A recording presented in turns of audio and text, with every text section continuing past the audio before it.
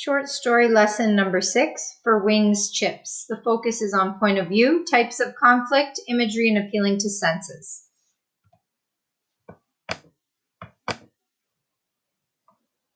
So we're going to watch this point of view video.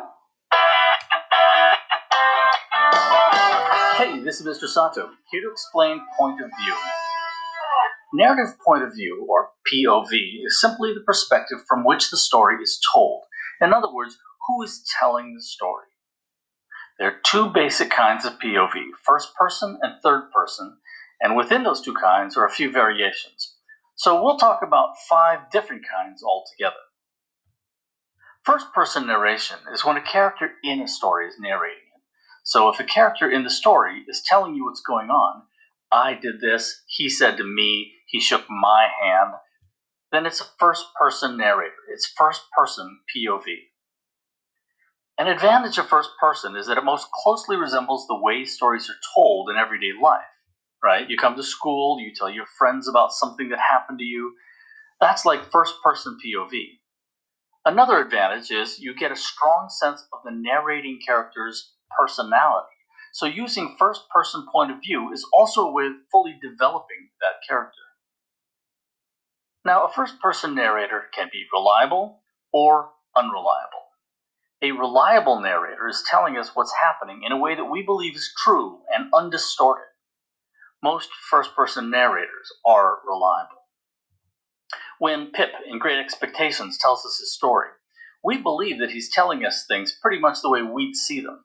He naturally has things he doesn't see or doesn't know, like what another character is thinking, but what he does see, he sees without distortion. An unreliable narrator is one who can't be relied on to tell us the truth the way we see it. It could be a character is immature or intellectually undeveloped, like the developmentally delayed character Charlie in Flowers for Algernon.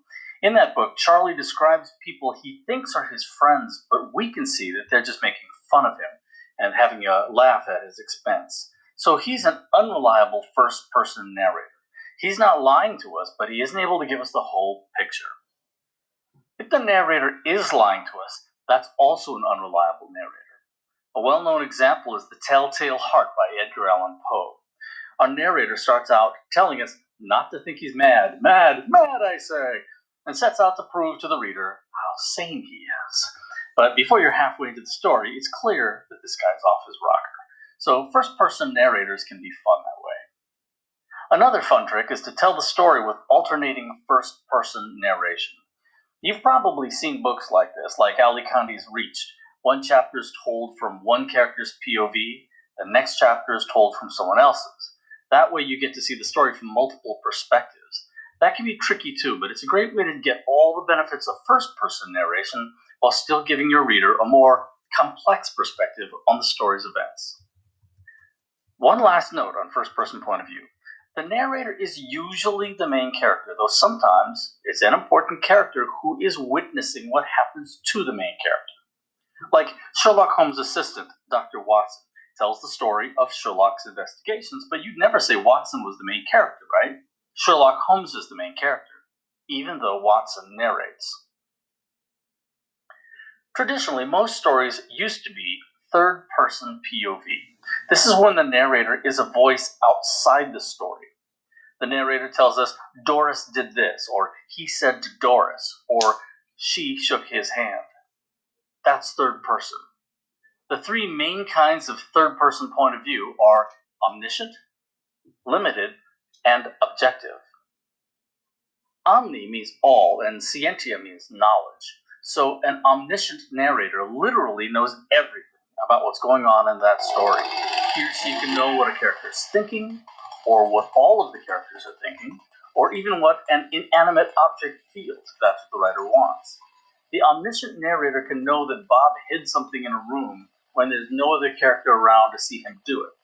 This kind of narrator can even know what will happen to characters in the future if the writer so chooses. It's like the voice of an all-knowing God floating over the action, leading you through the narrative. The writer, after all, is like the god of his or her own fictional universe. So naturally, the third-person narrator is often thought to be the voice of the writer. But this isn't necessarily so, not all the time. If an author writes that her character did something, you shouldn't assume that it's the author speaking to you. It's just the voice of the narrator. That's why when we write about literature, we don't say the author says this or that. We say the narrator says it. This is important because a narrator can suggest things that the author himself doesn't believe, or not know something that the author does know. And that leads us to the limited third-person POV. This is a character outside the story too, but this one only knows what the main character thinks or knows. If the character doesn't know who's hiding around the corner, then the narrator doesn't either. This can be really useful, like in the short story The Sniper by Liam O'Flaherty, when we are meant to be surprised by the identity of the second sniper. We learn who it is only when the main character does. If we'd known all along whom it was, it would be a very different and less interesting story. Even more limited is the objective POV. This is when the third-person narrator describes what's happening, but doesn't know what anyone is thinking, not even the main character. It's like a video camera that records the events, but only sees the factual surface of the events and lets you, the reader, infer what's going on beneath that surface, like you would do in real life. A well-known example of this is Ernest Hemingway's story, Hills Like White Elephants. The narrator tells us what the characters say, but doesn't explain what they're talking about. It doesn't say what the relationship is between the characters or what kind of operation the woman is going to have, because it only knows what can be observed with the five senses. The objective point of view allows no opinions from the narrator or insights into why characters do what they do. Figuring that stuff out is the reader's job, like it is in real life. Now, you may be wondering, if there's a first person and a third person, then why isn't there a second person? That's an intelligent question. There actually is a rarely used second-person POV. It's when you are the main character, like in Jay McInerney's novel Bright Lights, Big City, where the narrator says things like, you get in your car and start the engine.